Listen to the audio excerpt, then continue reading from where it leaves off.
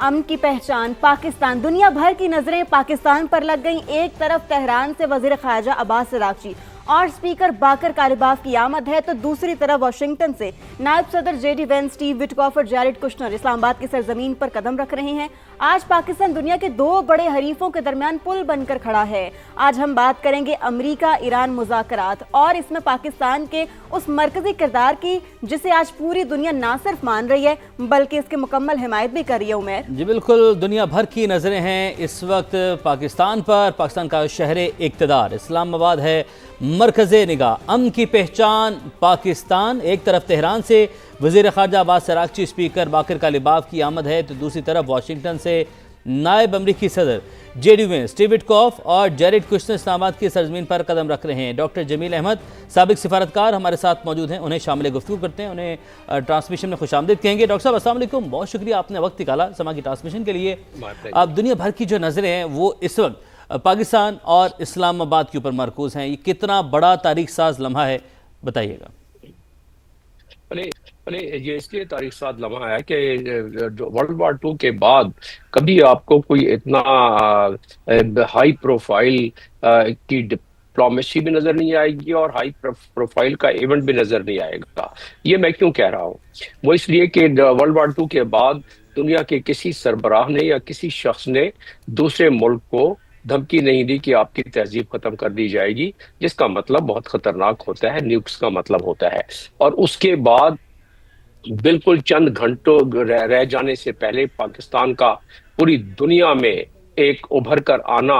اور پاکستان کا نام دنیا میں ہر جگہ سر فہرست، فرنٹ پیجز، الیکٹرانک میڈیا اور پاکستان کے پرائم منسٹر کی ٹویٹ کے جس کے تحت وہ سیز فائر ہو گیا۔ تو پہلے تو بات یہ ہے کہ دنیا کا دم خشک تھا، اس میں کوئی جان میں جان آئی دنیا کی۔ اور یہ میں اس لیے کہہ رہا ہوں کہ اس پہ بڑی ماڈلنگ ہوئی ہے کہ جہاں تہذیب کو کرنے کی بات آئے، جہاں ایسے ویپن استعمال ہوں تو وہاں پوری دنیا اس سے افیکٹ ہوتی ہے، اس کے مضمرات سے افیکٹ ہوتی ہے، اس کے اثرات سے افیکٹ ہوتی ہے، اس کے فائر بال سے افیکٹ ہوتی ہے، اس کے ریڈیشن سے افیکٹ ہوتی ہے، اس کے قحط پڑنے سے، اس کی بیماریوں سے۔ تو یہ تمام چیزیں دنیا کو تو پتہ ہے اس کا بالکل۔ اور پھر اس کے بعد پاکستان نے کوئی پہلی مرتبہ اس قسم کی سفارتکاری اور اس میں انشاءاللہ کامیابی بھی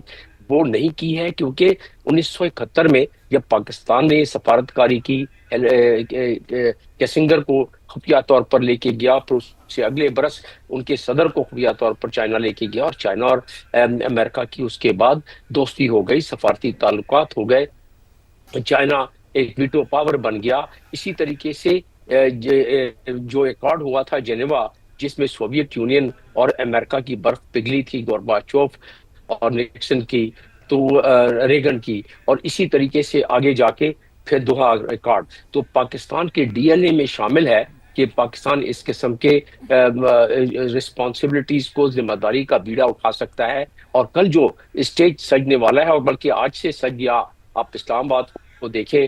کہ کس طریقے سے سیکیورٹی کی ڈپلائمنٹ کی گئی ہے، کس طریقے سے ہمارے اکابرین اس کو ہینڈل کر رہے ہیں۔ اور کل کی صبح جب طلوع ہوگی اور صبح کا سورج جب طلوع ہوگا اور اس کی کرنیں دنیا میں جہاں جہاں جائیں گی، وہاں ایک آس اور امید لے کے آئے گی کہ دنیا میں جو درد شروع ہو گیا تھا اسٹیٹ آف ہرمز کی وجہ سے، دنیا میں ایک معاشی بحران آنا شروع ہو گیا تھا، ریسیشن کی آمد تھی، مہنگائی بڑھ چکی تھی، چاہے وہ امریکہ ہو، یورپ ہو، ایشیا ہو، ہمارا اپنا ملک ہو، تو تمام کے تمام اس کے اثرات سے، جب مضر اثرات سے بھگت رہے تھے تو درد بڑھ رہا تھا۔ جب درد بڑھ رہا تھا تو ایسے میں اس درد کا دوا بن کر پاکستان کا منظر عام پر آنا، یہ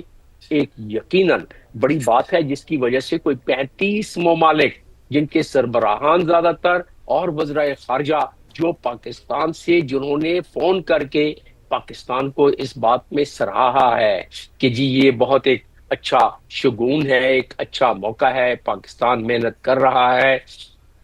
پاکستان کو ادراک ہے اس بات کا، دنیا کو بھی اس بات کا ادراک ہے کہ جو 15 پوائنٹ امریکہ کی طرف سے اور 10 پوائنٹ جو ایران کی طرف سے ہیں، کٹھن ہیں، لیکن اس کے باوجود جب بیٹھیں گے، سب سے بڑی بات یہ ہے کہ جو آپس میں ایک بلڈنگ میں بیٹھنا پسند نہیں کرتے تھے، آج وہ ایک ہوٹل میں اور ایک شہر میں بیٹھ رہے ہیں، بالکل اور اس کے بعد جب یہ سلسلہ شروع ہوگا، اور اس سلسلے میں میرا تجزیہ یہ ہے، اور میں کافی نیگوسیشنز میں دنیا میں اقوام متحدہ کے پلیٹ فارم سے بھی میں شامل رہا ہوں، اور سفیر کے طور پر بھی میں نے بہت ساری نیگوسیشنز دیکھی ہیں، بائی لیٹرل اور ملٹی لیٹرل، جب میں یو میں تھا یا اس سے پہلے مختلف جگہوں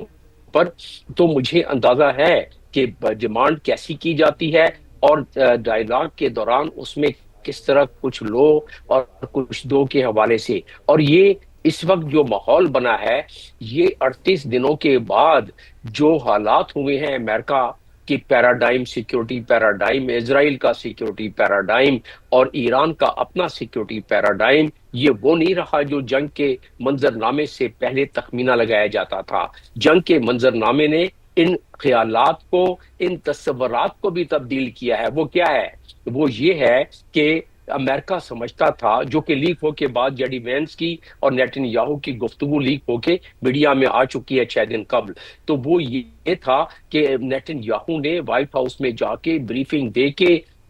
کنونس کیا، اسرائیلی لابی اس سے پہلے کام کرتی رہی کہ یہ 4-5 دن کی مار ہے، رجیم ختم ہو جائے گی، لوگ پناہ کر دیں گے، حکومت تبدیل ہو جائے گی، اللہ خیر صلاح. ایسا نہیں ہوا. امریکہ تو اپنی پوری آن شان بان اور پوری عسکری قوت کے ساتھ ایران کے سامنے آ کے کھڑا ہوا، اور اس کے بعد بھی ایران اپنے پیروں پر کھڑا رہا، جواب دیتا رہا، اور ایران کہتا تھا کہ ہم تو لڑتے رہیں گے. تو ایران کو بھی ایک لحاظ سے اس نے اپنے ریزالو کو پیش کیا کہ قومیں جب متحد ہوں، قومیں جب اپنا ریزالو دکھلائیں، قومیں جب اس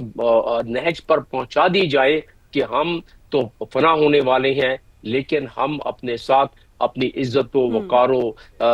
تکریم کو بھی ہم اپنے ساتھ اجاگر کر کے جائیں گے. تو جب یہ موقع آ جائے تو پھر یہی ہوتا ہے کہ تل ابیب میں کوہرام مچا دیا، حیفا میں جی کوہرام مچا دیا، ڈیمونا میں کوہرام مچا دیا. وہ میزائل چیرتے ہوئے جب چلے گئے اس آئرن ڈوم کو، تو ایران جو اسرائیل ہے وہ خام خواہ کے اس طرح نہیں مدھم ہوا ہے. اسرائیل کے تو گریٹر اسرائیل کا تصور ہے، اسرائیل کا تو دیرینہ خواب تھا کہ ایران کو ہمیشہ کے لیے ملیا میٹ کر دیا جائے. لیکن جب انہوں نے دیکھا کہ ایران کو تو ملیا میٹ نہیں کر پا رہے ہیں، 38 دن ہو گئے ہیں، اور ساتھ میں تل ابیب ملیا میٹ ہو رہا ہے، ڈیمونا ہو رہا ہے، ایپا ہو رہا ہے، تو پھر انہوں نے بھی کوئی تھوڑا سا سوچا کہ چلے کوئی پاس مل جائے. دوبارہ شرارت تو کریں گے لیکن ان کو بھی کچھ ٹائم لگے گا.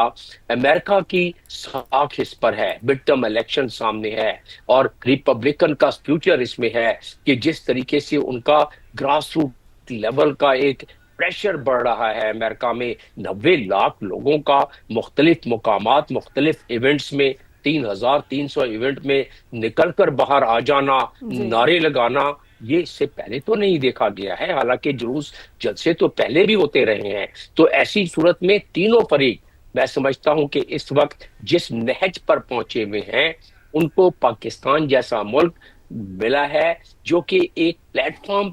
تیار کر کے دے رہا ہے.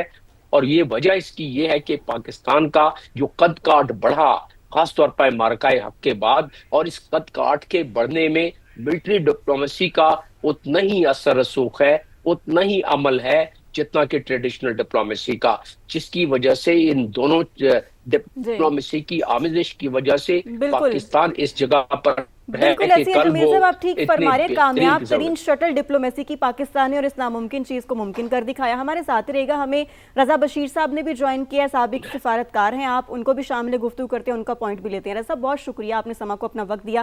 کہیے گا کہ پاکستان نے گلوبل ڈپلومیٹک میپ پر ایک سٹرونگ پوزیشن لی ہے، اور اگر ہم تقابلی جائزہ لیں تو ماضی کی بات کریں تو ماضی میں دنیا کے کئی ممالک نے ایران اور امریکہ کے درمیان ثالثی کی کوشش کی، لیکن ممکن اس چیز کو پاکستانی جو ہے نا وہ بنا سکا. تو آپ کی نظر میں وہ کون سے ایسے فیکٹرز ہیں جن کی بیس پر یہ ناممکن کام پاکستان نے ممکن کر دکھایا؟